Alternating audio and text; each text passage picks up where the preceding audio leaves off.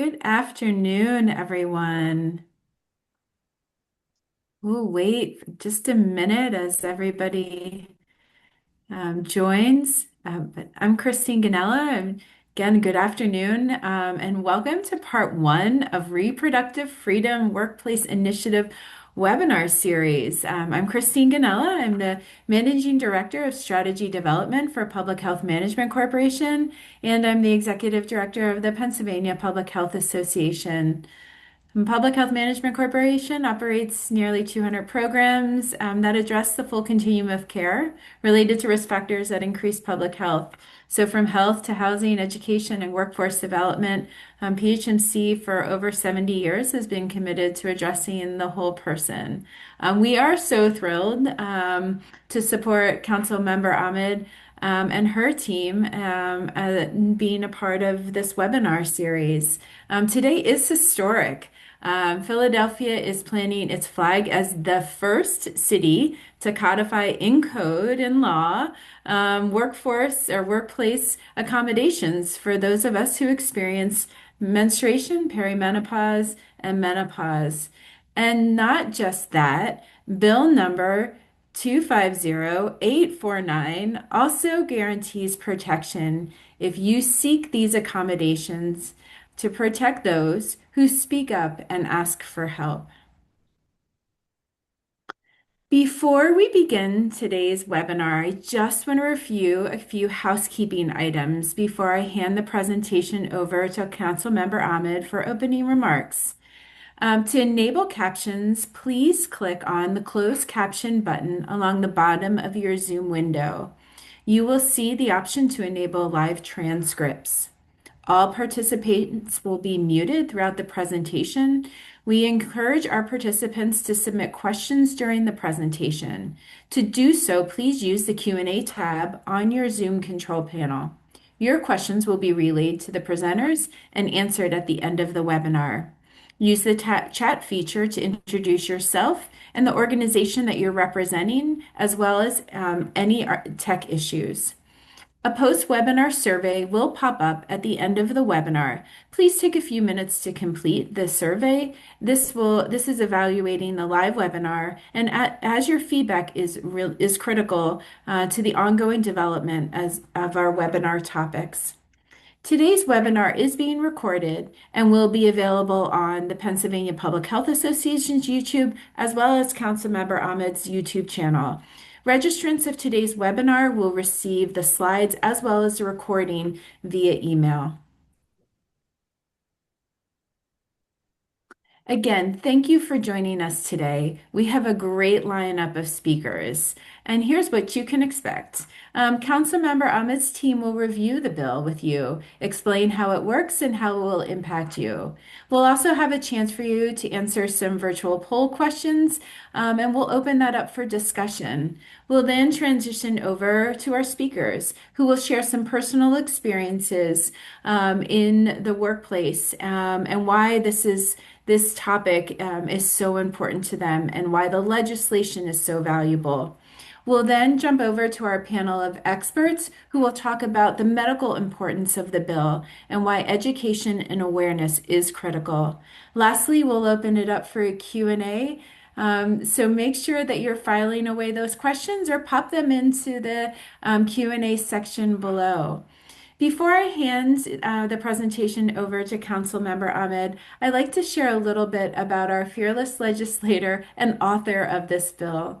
Councilmember Ahmed, at large, Dr. Nina Ahmad, is one of 7 at-large council members for Philadelphia. She is the first ever South Asian American council member, the first Muslim woman council member, and the first immigrant in recorded history to serve on council. Councilmember Ahmed lived through the War of Liberation for Bangladesh, a conflict that has informed much of her life and her approach to legislation, prioritizing vulnerable communities, especially women. The council member received her PhD in chemistry from UPenn, followed by a molecular genetics postdoctoral fellowship at Jefferson University. She is also a patent holder for methods of genetic predisposition for osteoarthritis. She has held many roles in public service, from serving as deputy mayor in Jim Kenney's first term to serving on President Obama's AAPI commission. And she was recently recognized by City and State PA as one of Pennsylvania's 100 most influential leaders. So please join me in welcoming the author of Bill number 250849 and our host for today, Council Member at Large, Dr. Nita Ahmad. All right, Dr. Ahmad, would you like to take over? Yes, thank you so much. Good afternoon, everyone. I hope everyone is watching and can see everything and hear everything properly.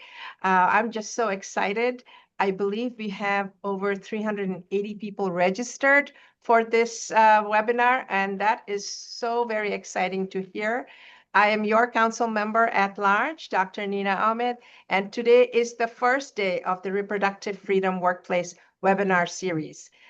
So let's call it what it is. Today is the start of a revolution and a movement, a revolution to announce we will be heard, seen, and served, and the movement to execute on leveling the playing field for those of us who experience menstruation, perimenopause, and menopause and might need accommodations for our symptoms. So far too long, we have been silently enduring pain, discomfort, because of our basic humanity has been left out of the equation when it comes to workspaces. We are punished for biological processes out of our control, and we are denied professional opportunities because of this perceived weakness. According to a study from NIH, the National Institute of Health, women over 50 are one of the fastest growing employment groups. In a study that was done, one of the things that was mentioned was they found to be most important was the fact that their manager or their supervisor was aware of this, and the most important thing they could ask for in that survey was flexible working times. And these are the accommodations and more we're going to talk about, but this is about recognizing us in our full selves. I know many of us in this room already know this. We've lived through it. We are living through it. That is why I was inspired to introduce Bill number 250849. Remember that number, 250849, guaranteeing Philadelphia's workforce the right to seek accommodations for symptoms for perimenopause, menopause, and importantly, menstruation. I wanted to include menstruation because many a time we leave that out. There's been a lot of other legislation being formulated, but it's just focused on perimenopause and menopause. And I want the entirety of our experience to be included, which is why we're the only bill in the country to include menstruation, perimenopause, and menopause. We see all of us in all our different stages. So there's a similar bill in Rhode Island, which we used as inspiration, but that just covers perimenopause and menopause. And that's the only other bill actually on the books. So we're the only city in the entire country to have all three of these conditions to be recognized. And Rhode Island is the other state that has perimenopause and menopause. So I want to be clear. You deserve this level of attention from your government. And the point of my bill was to finally see ourselves addressed as whole human beings who age and go through diverse processes as we do. So, when you compare how resources are allocated, when you discuss erectile dysfunction among men, pharmaceuticals were developed immediately, the blue pill came out, millions of dollars of investment were made, and hundreds of hours of research. And this is research that costs money, right?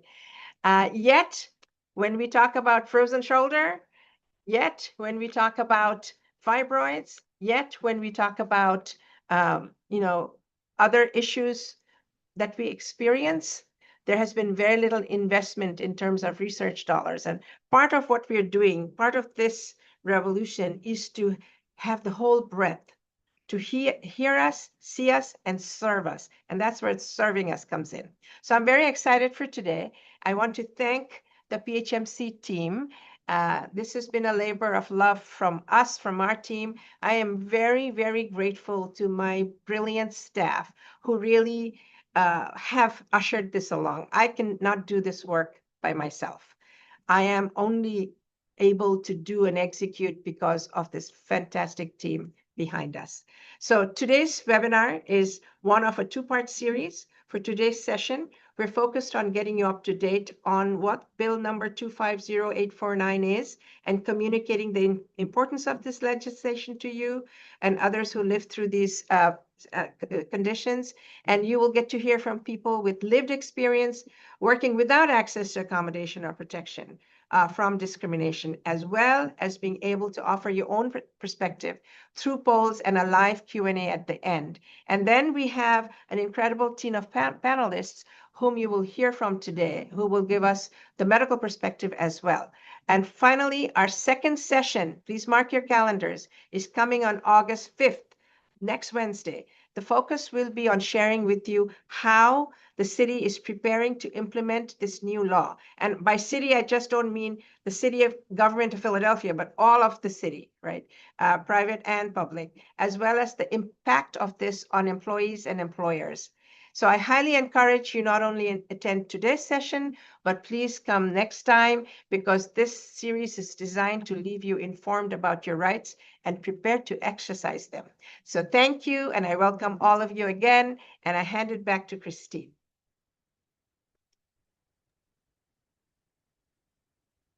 Wonderful. Thank you, Councilmember. We're so thrilled to be a part of today's webinar. I'd like to transition over to the team, the legislative team, to step us through Bill number 849,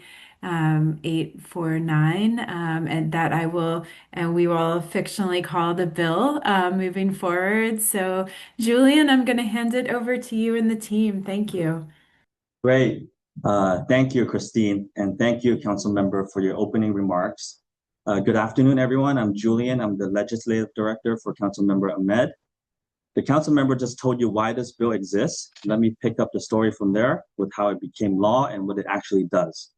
As you know, Councilmember Ahmad introduced Bill number 250849 last fall. It was referred to the Committee on Public Health and Human Services, which she chairs. We held a public hearing where nurses, law professors, and workers testified about symptoms like brain fog and hot flashes, and about how simple the fixes really are.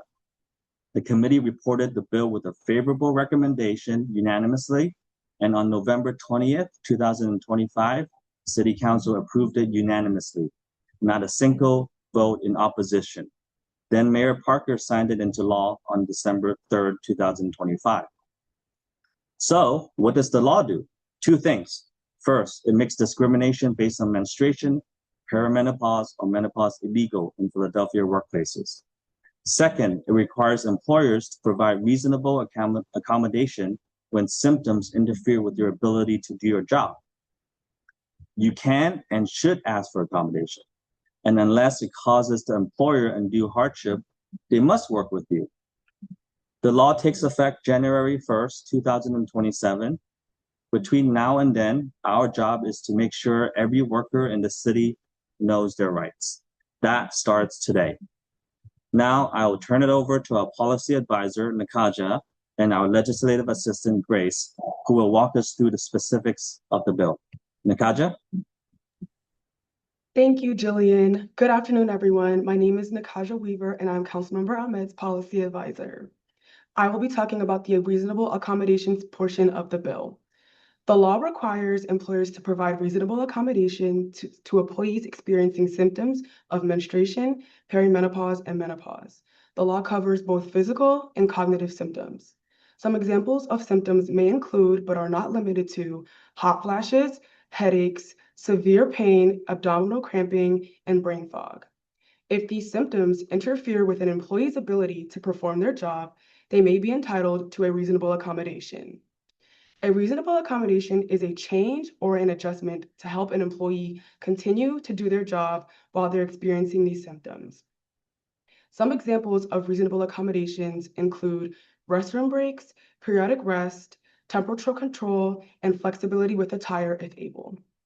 So for example, an employee with endometriosis that is working an 8-hour shift has severe symptoms, which include heavy breakthrough bleeding and severe pain. Her job requires her to stand for most of the shift. A reasonable accommodation would be to allow frequent rest breaks and/or bathroom breaks throughout the shift. An accommodation must be explicitly requested by the employee, and the accommodation cannot cause undue hardship to the employer. Undue hardship means the request would be too hard to meet or too costly for the employer to provide. And the employer must prove undue hardship. The following factors are taken into consideration, and they include the cost of the accommodation, the size of the workforce, and the employer's financial resources. Now, I will pass it over to Grace, our legislative assistant. Hi, everyone. I'm Grace. I'm the Councilmember's legislative assistant, and I'm going to be speaking on the anti-discrimination part of the bill, which really has two main components. The first is that the bill prohibits exclusion or preference in the treatment of a person on the basis of menstruation, perimenopause, and menopause. So an example of that might be being taken off of projects or moved to a different team due to your symptoms or perceived inability to complete job tasks. The second component is that this bill prohibits denying or interfering with employment opportunities based on symptoms of these conditions. So an example of that might be being denied a promotion or a job opportunity because your employer feels that you cannot complete the tasks associated with that role as a result of your symptoms. I'll now kick it back over to Christine to segue us. Wonderful team. That was excellent. Thank you so much for stepping us Bill, incredibly helpful, and I think really sort of grounds our conversation moving forward. We now have a chance for our audience. We want to keep this interactive for our audience to answer some questions. So we popped up some poll questions here for you to answer. So the first one, have you ever had a bad day at work due to symptoms of menstruation, perimenopause, or menopause? So please take a moment to answer the question that pops up. All right. We still have a couple more responses coming in. We're so fortunate to have so many people on today. So I think team will it's trickling in. Let's see, a couple more. We're at 225, 226 responses. It's so exciting. Yes. So the majority of us, about 94% of us today have experienced a bad day at work due to menstruation, perimenopause, or menopause. So this is very close, I think, to the majority of us who are on today's call. So really appreciate everyone and sharing out today. So 94% of us who responded have experienced some sort of adverse impact to our workday as a result of menstruation, perimenopause, and menopause. Thank you, everyone. All right. So moving on to our next slide. Our next question is, when does bill number 250849, so the bill take place, or take effect? And please utilize the poll feature. See who is listening intently today to our legislative presentation. All right. Oh, wait, we're waiting for that 200 number. Let's see, 226, I think, was who we had in the first poll. Let's see what we get, team. Looks like January 1st, 2027 is coming up strong. Let's see. All right, we're at 184. So yes, January 1st, 2027. So we are, just as a reminder, at the end of July. So a couple more months and the bill will take effect. Right. Okay, one more poll. Let's see.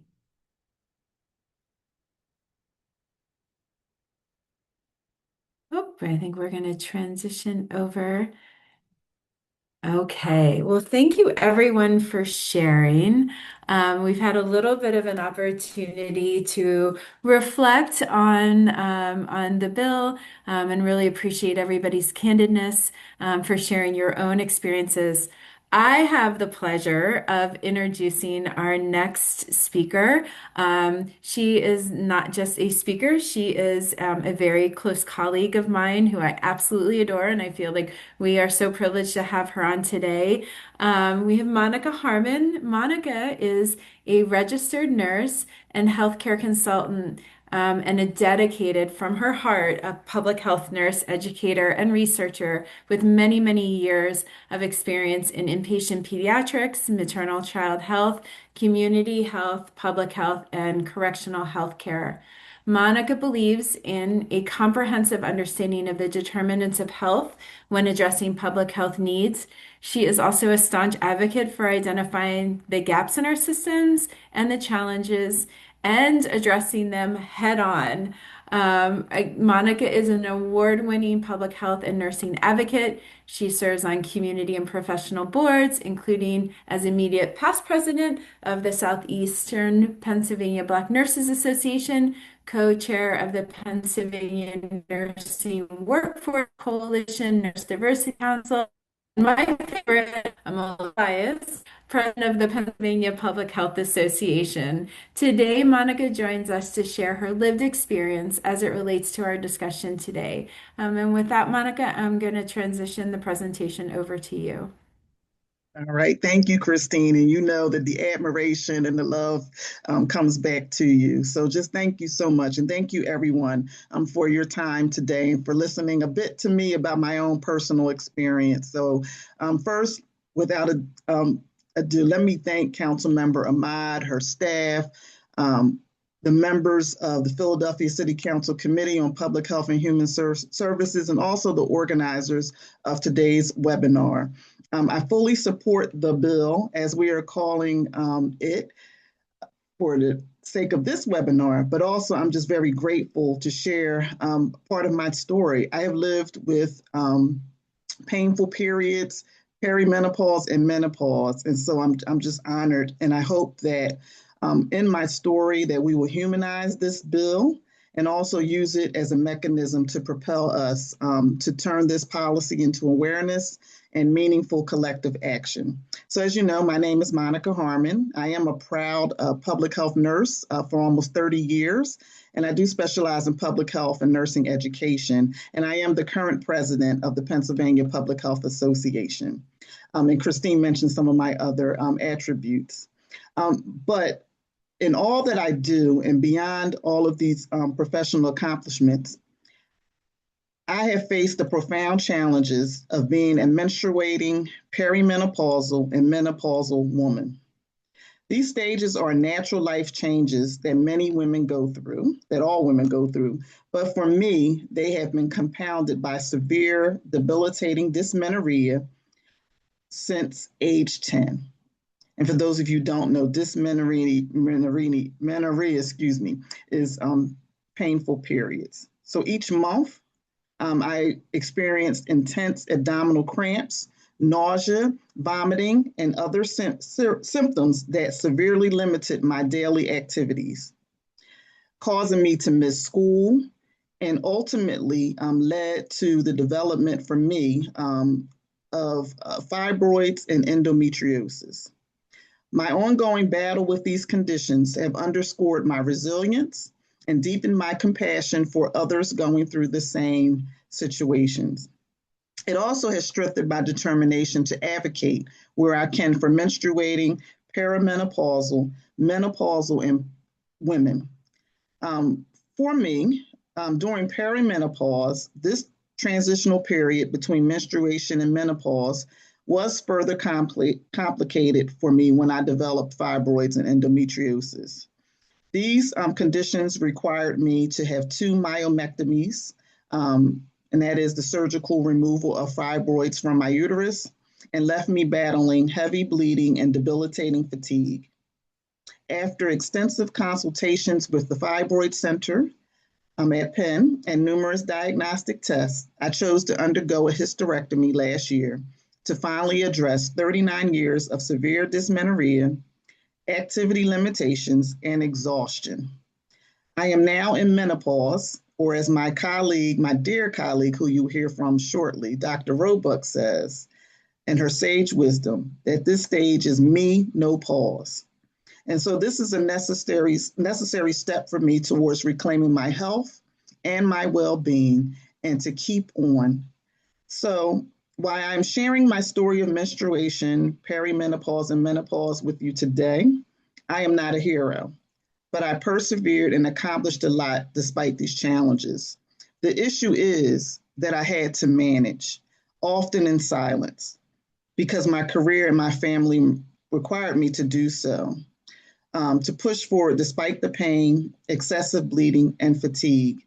And I feel that no woman should have to push through or simply manage.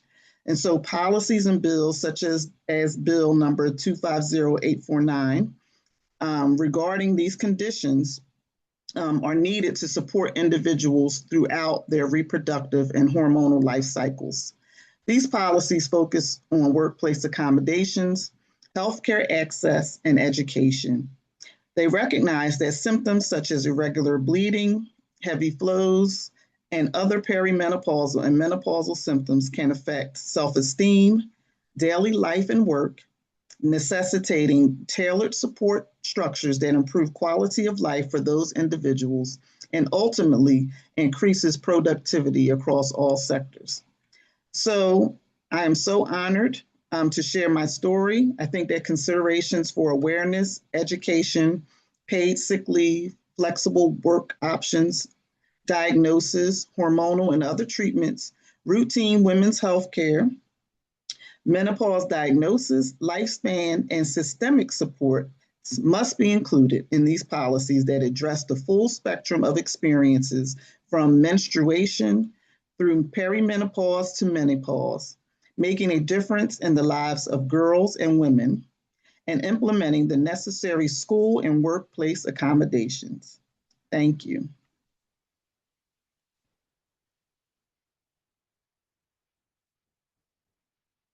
Monica, thank you dearly. And I know, I just know I speak for everyone of your colleagues here today, as well as the participants. We really appreciate your candor, your honesty. I think it resonated with many of us, and support you as you continue on your journey in menopause. Um, so grateful to have you a part of today's discussion. I'm also thrilled, and I think you helped tee up. We have three panelists that will be joining us for a question and answer session. And so let me take a quick moment to introduce them. We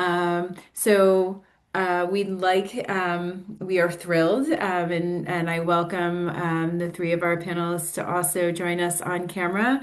But we have Dr. Robin Beth Fay.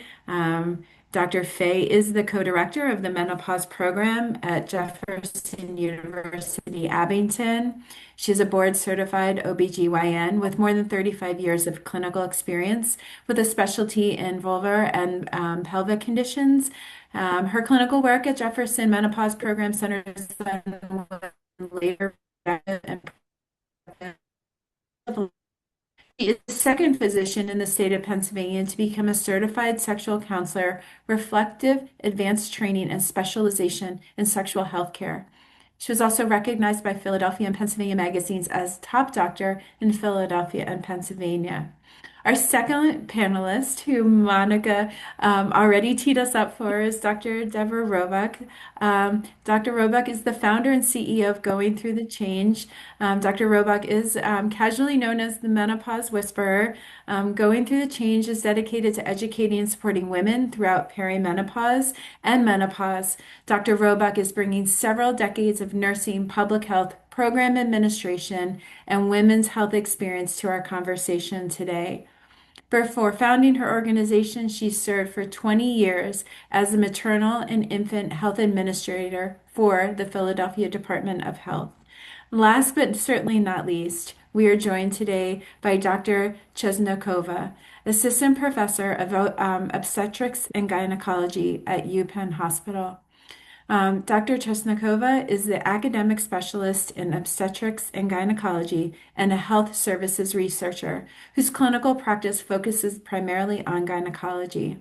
Her expertise is menopausal care, delivery, midlife women's health, menopause needs of cancer survivors, and minimally invasive benign gynecological surgery. She also conducts research around midlife transition and models of menopausal care delivery, with a focus on expanding equitable access to high-quality menopause care for all patients. I am very excited to have all of our guests here today, so please join in welcoming Dr. Fay, Dr. Roebuck, and Dr. Chesnokova. For today's panel, I have the pleasure to co-facilitate with with Council Member Dr. Nina Ahmad. Council Member, would you like to ask the first question? Absolutely. Thank you so much to our panelists who are here. I'm so excited to have all of you. So the first question is for us to sort of level set. What are we talking about? And can be answered by any of the panelists. And I'll start with menopause and perimenopause, but we're going to come to menstruation as well. What is the difference between perimenopause and menopause? And why is it important to understand both? Should any of us just answer? Do you want just one of us to take it? Yeah, and then we can, if there's other things people want to add, we can go ahead then. So we can. Okay. I mean, I'll be happy to start. Okay. I mean, perimenopause is the hormonal transition leading up to menopause. We talk about menopause only being 1 year without a period. Perimenopause is the rough time. That's the time leading up to it. So that's when we starting to have all those symptoms, the hot flashes, the night sweats. And also that's when you start noticing your period changing. So people start noticing even your period coming late. And somebody just wrote, it's horrible. You're right. It's the time when you start noticing your period either stopping and starting, hot flashes, the night sweats, the brain fog, the joint pain, the insomnia. You start noting the weight gain. You start noticing everything. That's when you start noticing it. That can be 5 to 10 years before your period actually goes away. So when someone says to us, I'm in menopause, I usually say to them, how do you know? Because menopause is only 1 year of your lifetime without your period. But perimenopause is the rough time. That's the worst time. That's when your hormones are like a lava lamp. And we then spend hopefully 1/3 of our lifetime post-menopause. But perimenopause, that's the real rough time. And that's really what is important to note, because that's when you're really going to start noticing all those changes. Menopause can also be, oh yeah, hormonal belly. Sorry about that, Audrey, I forgot to mention that. You're right. But all those symptoms is really the perimenopause. And that's when you really are start needing to advocate for yourself. That's what you really need to notice changes. So that's the most important thing that you really need to notice. And they can be very subtle. And for some people, they might have minimal symptoms or they might have a lot of symptoms. So you have to be aware. I would like to also add to that. I think it's so important how you gave a definition. Most people in the community, because I've been doing this for like 7 to 8 years, they do not know the difference between perimenopause and menopause. And what most of the time people will say, I have hot flashes. They think this is menopause. So they need to understand, because they need to understand no longer having menstrual cycles, and also regarding fertility. That Right. is very much an issue. Right. They need to know that they can still get pregnant in perimenopause. In menopause, when you don't have your period for 1 year, but during that perimenopause, you still need to worry about birth control. You still can get pregnant. Very important. Absolutely important. Absolutely. And very important to understand the difference, because the perimenopause is the time when you really have to start advocating for yourself. You really don't feel well, you feel awful, you need to start worrying about, not worrying about yourself, but you really have to start. Can you start perimenopause in your 20s? Not really, Sarah. That's an unusual time. It can be in your 30s, your late 30s. You can start noticing some rare hot flashes, more mid-cycle and closer to your period. So it's going to be that time when there's going to be rage, there's going to be things that are going to happen to you. So it's going to be, and it's not going to be every month. You're going to notice them subtly, and then it's going to come more frequently.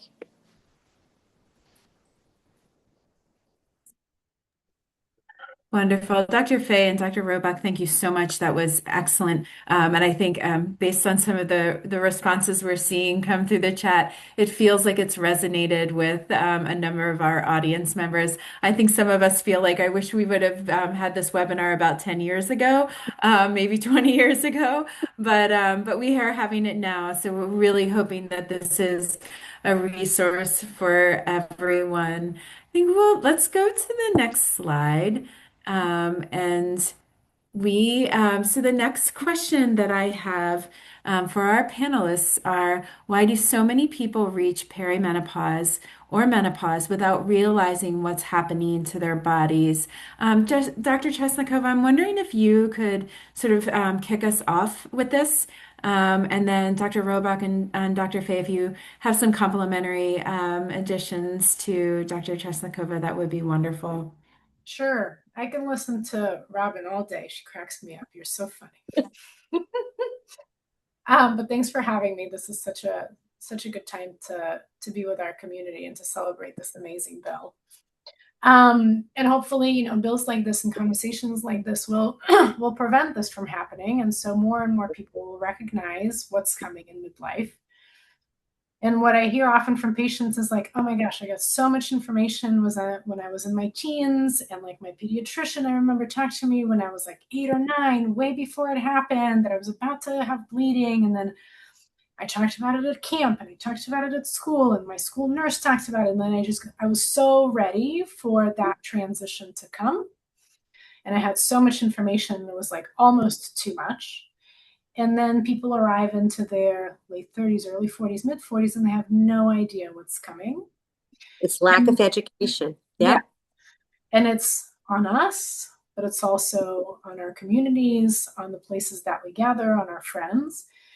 And unfortunately, the void, and I'll take it, we've created a lot of this void in the medical community that we're trying to fix. But unfortunately, a lot of the void is being filled by all kinds of stuff out there on the internets and otherwise, where folks are trying to take advantage, and maybe there's not the greatest information that's flooding our social feeds and places where we get information that's not always accurate and creates a lot of anxiety on behalf of my patients, which I feel for them.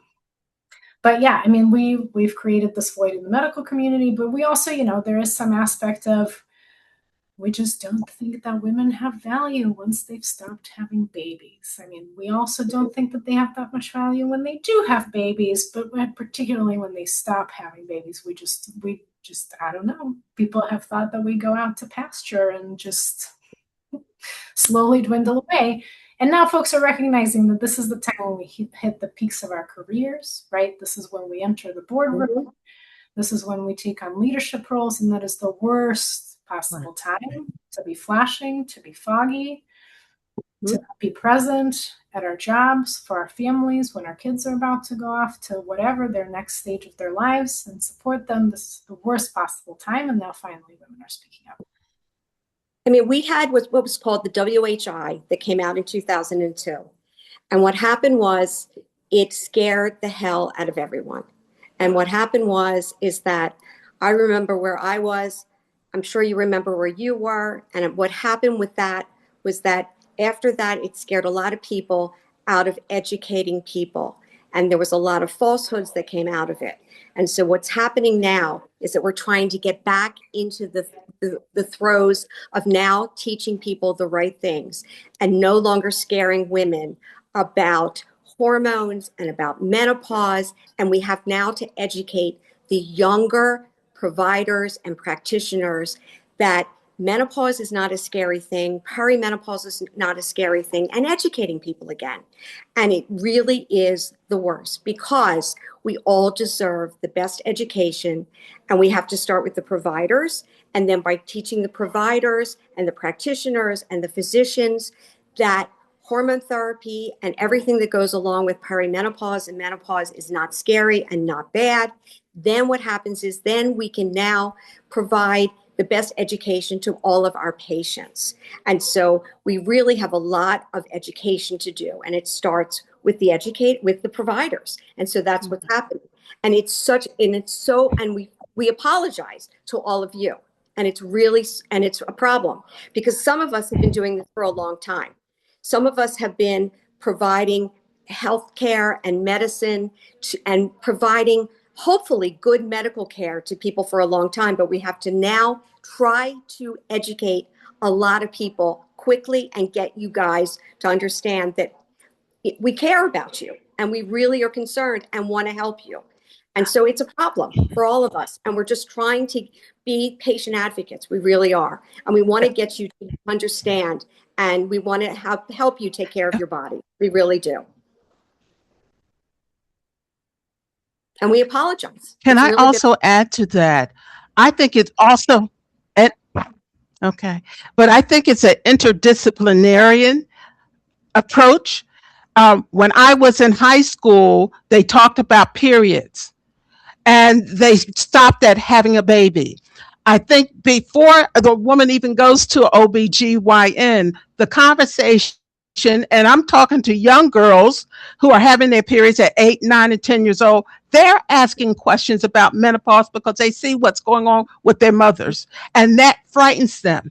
So we have to look at an intergenerational approach of education. We have to look at an interdisciplinary also that these young children and also going through their hormone journey, not an isolated incident, but throughout their lives.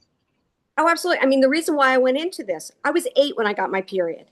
I had the worst doctors take care of me when I was 8 because they thought that, if I just ran track more often and did gymnastics more often, my cramps would go away. And, and that was ridiculous. And that's why I went into OBGYN because I wanted to change the world. I wanted to make sure that it was better for everybody else because at that point, we didn't even have NSAIDs. I mean, that was terrible. And obviously, we need to take care of young girls. We need to take care of trans people. We need to make sure everyone gets good medical care because they all deserve it. Absolutely. And that's what we need to make sure of. For everybody, they deserve good medical care. Absolutely. And they need to understand what's going on with their bodies.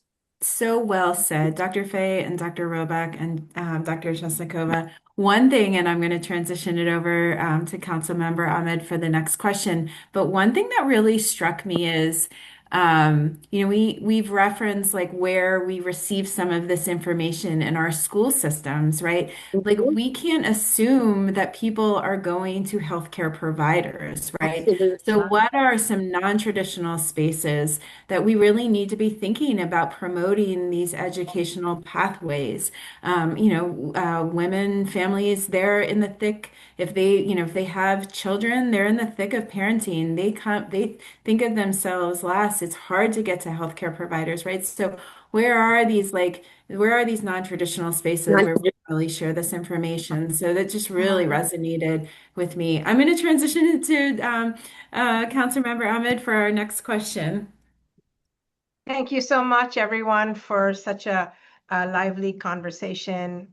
Very important. And we're getting a lot of feedback, from questions and comments people are putting, which brings us to this topic. What are the most common health conditions and symptoms associated with menstruation that people should be aware of? There was a comment in there about our mothers not really acknowledging this and saying you're being a drama queen or something and I think this is my perspective, that society has told us you need to take care of this. This is your own business. Don't trouble anybody with it. Just move along, right? Suck it up, move along. And enough. That is enough. And every mother in this who is on this call, every grandmother and is on this call, every young person who's on this call, we all have to collectively change in terms of how we talk about this. The bill that I passed, we have 17 council members, 10 are men and 7 are women. It gave me great pleasure that everybody had to read the bill, read the words, menopause, menstruation, perimenopause, including my male colleagues. And there was a comment about getting men and boys to know about this. Absolutely. They had to read all this and then they had to vote on this, right?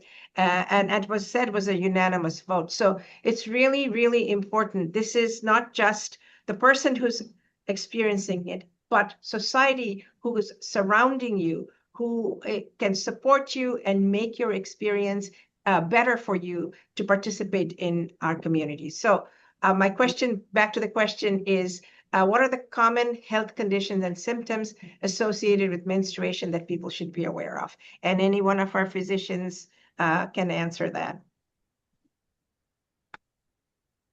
I mean, bad cramps, heavy periods, nausea, vomiting, headaches, anemia, right?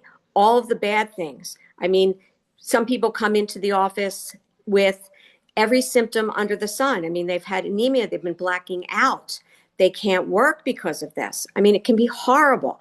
I mean, the people that don't come into the office are the ones who aren't complaining, but the people who come in have long 7 to 10 day periods. They're heavy, they're crampy, they're clotty. I've had women come in who go through an entire box of Costco pads every single time they have their period. It's awful. It's terrible. And, I teach my students, my PA students, my nursing students, my residents to ask them on your heaviest day of your period, how many pads, tampons, or how many cups do you use? What do you use on your heaviest day? Do you have to get up at night and do the change of sheets tango? What do you have to do? To explain to me, go through everything with me. How much, and when you need to take medication, how much medication are you taking? What are your periods leading into what are your experiences going into your period? Because some people have it a few days before their period. They have headaches, they have cramps, they throw up, they pass out. I mean, what is their experience like? So periods can be horrible. I mean, this can be every single month. And so therefore it can be a disaster for people, right? Can I also just ask, as you gave this broad kind of experience about what used to be called PCOS, polyendocrine metabolic ovarian syndrome, and also fibroids. A lot of the symptoms you mentioned is because one might be having fibroids and not knowing. So I wanted to know, when we have this, we shouldn't just accept it. We need to figure out why it's happening, and then what can we do about it? This is where also research comes in to say, how do we handle these things, and having enough investigation done to say just because it happened doesn't mean we just accept it. That's where the medical research institute must be engaged to say, okay, we're having it. What do we do so that our children and adults can go through this?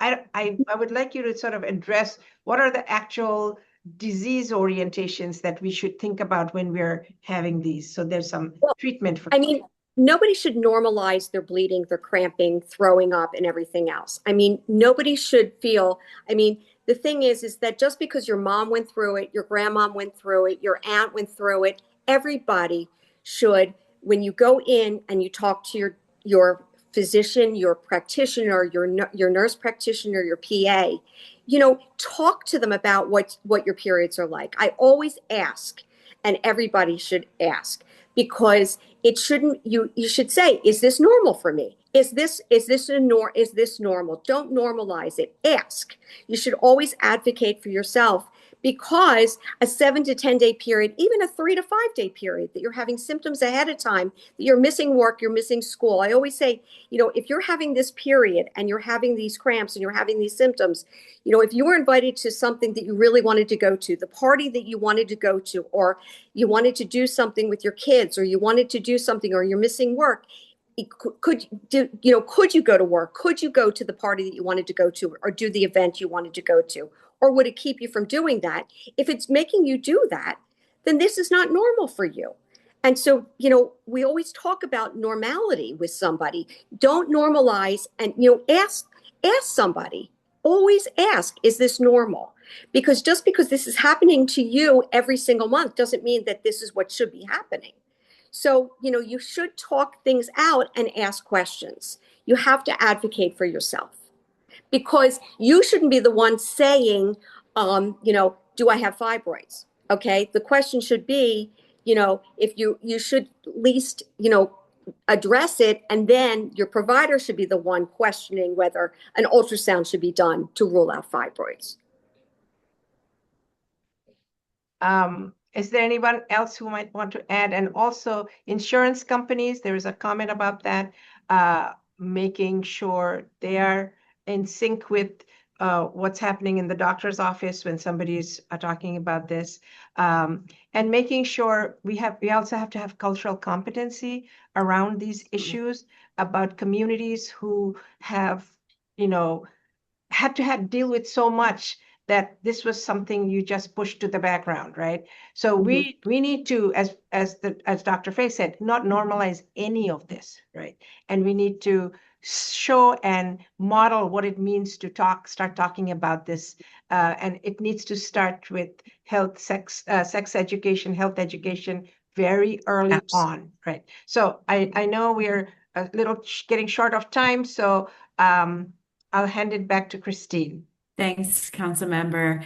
You did a phenomenal job of helping with the transition to the next question. I mean, we know, and you really did a nice job in highlighting this, that humans experience things differently based on race, environment, class, and many other factors. And so I wanted to ask the panel, what disparities do women of color, do Black women experience in reproductive health space related to menstruation, perimenopause, and menopause? And why does menopause and perimenopause often begin earlier?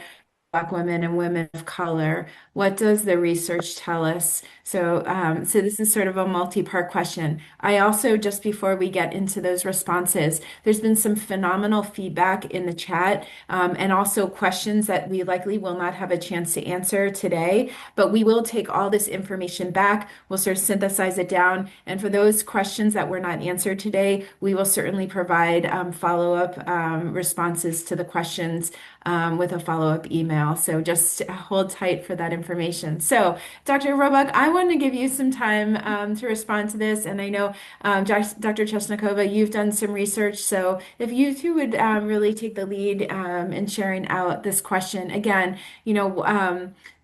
how do Black women and women of color experience reproductive health, and why do we often see menopause and perimenopause happening earlier for Black women and women of color? I would refer to the researcher as far as the research is concerned, but I will talk about from a cultural perspective. Oftentimes the women will say, first of all, I can't get an appointment. I don't have the health coverage. So we're talking about access to care. When they do go, they might feel as though I'm not really heard or listened to. I'm not educated or given the information on how to move from point A to B. And so therefore, I heard before the statement that we should just normalize this. And this is what has been placed in those various communities. nothing's going to happen anything different. So why should I even put the point out there? And so I think awareness from menstruation going forward to let people not only know what is normal, but also how to advocate for themselves, how to track what's going on. So when they do go, then the information will be succinct and to the point, and they can also ask questions and what are the solutions. So well said, Dr. Roebuck. Thank you. Dr. Chesnikova, as our researcher on the panel, do you have additional Yeah. information that you would like to share?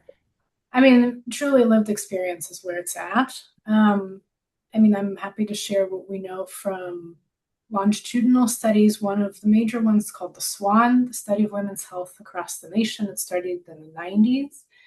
And that is the most diverse cohort that we have of US-based women. Again, we started collecting data for these women in the 90s up until now.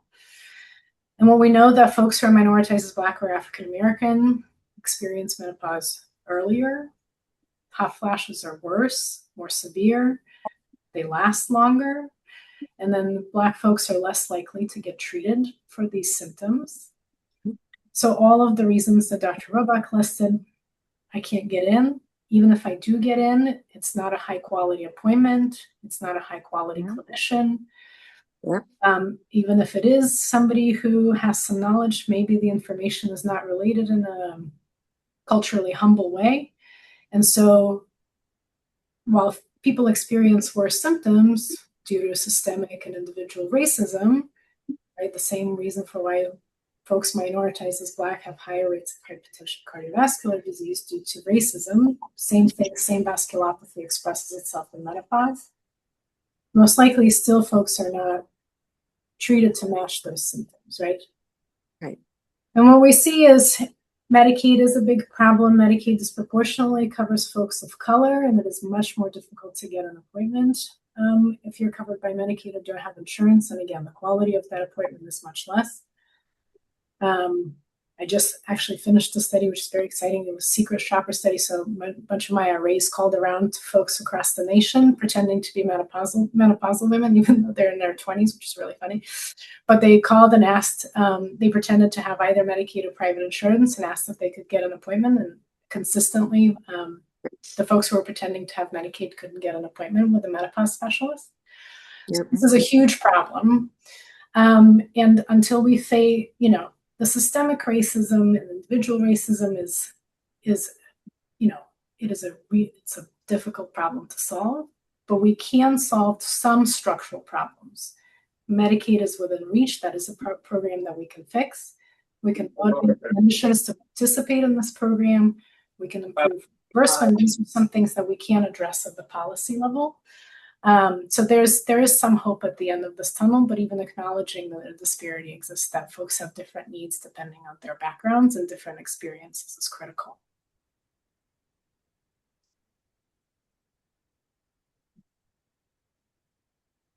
Thank you so much, Dr. Roebuck and Dr. Chesnikova. In the interest of time, as we have 2 more minutes and we want to be mindful of everyone's time, we are going to transition over to Councilmember Ahmed's closing remarks. As I mentioned, we have had such phenomenal questions come in, and we will certainly follow up with additional with responses to those questions. So you can expect the PowerPoint as well as the webinar recording and follow up answers to the questions that were posed today. Councilmember Ahmed, I'm going to transition it over to you to close this out for today's webinar. Thank you so much. This time flew by. Excuse me. It's already an hour. I can't believe it. There have been terrific questions coming in. And as Christine said, we'll be collating all of that because it seems like we've opened a floodgate and there's a lot more conversation that we need to have, a lot more information we need to share, and a lot more advocacy in a lot of spaces that need to be done. I hear you, particularly about the implicit bias issue of how patients are treated in our medical institutions. I don't want to take too much time, but I did do a pilot study around maternal care and implicit bias. We should be getting the results. I had put a company had bid for this work, and we should be getting results on implicit bias in the maternal space. We need to expand it everywhere so that what was discussed today is addressed. We have to do it to disrupt our systems that have been doing and behaving like business as usual, treating people not heard and seen. We can't let that happen, not in Philadelphia. So I just want to say thank you to Christine Ganella and the entire PHMC team for co-hosting with me today and for facilitating today's webinar. I want to thank our incredible speakers and panelists, Monica Harmon, Dr. Fay, Dr. Robach, and Dr. Chesnikova. I learned so much from all of you, and we have much more to do. So I just want to remind everyone, August 5th, 12 to 1, we have another webinar. Many of the questions that were asked in the chat will be addressed in that webinar, because that is going to be talking to employers, employees, and sort of how these accommodations will be experienced by employees. So we hope to get many of those questions answered there. And I just want to make sure that you all follow me on social media to kind of see where we are going with all of this. So my Instagram handle is @CMNINAAHMAD. CMNINAAHMAD, and we have a registration link in the bio there. So I want to take a special moment to thank the attendees, all of you who have been listening and engaged. I can't thank you enough. This is exactly what we need to build this movement to end this kind of disparity in health that we receive, and also to look at disparity within the disparity, which is based on weaponizing race in our society at large. So thank you all for being here. Thank you all for doing this. There's a post-webinar poll up, and I'm going to hand it back to Christine to see if she wants any other thoughts to close out our session. See you all on August 5th. Thank you so much. Thank you, Councilmember. And again, echoing thank you to all of our panelists today and all of our phenomenal behind the scenes team that helped make this work. We look forward to seeing everyone on October 5th from 12 to 1 p.m. And we hope that you have a wonderful rest of your day, and expect to hear back from us with the webinar recording, the PowerPoint, as well as follow-up question or answers to your questions. Thank you everyone for attending, and have a wonderful rest of your day and a wonderful week. Take care. Bye-bye.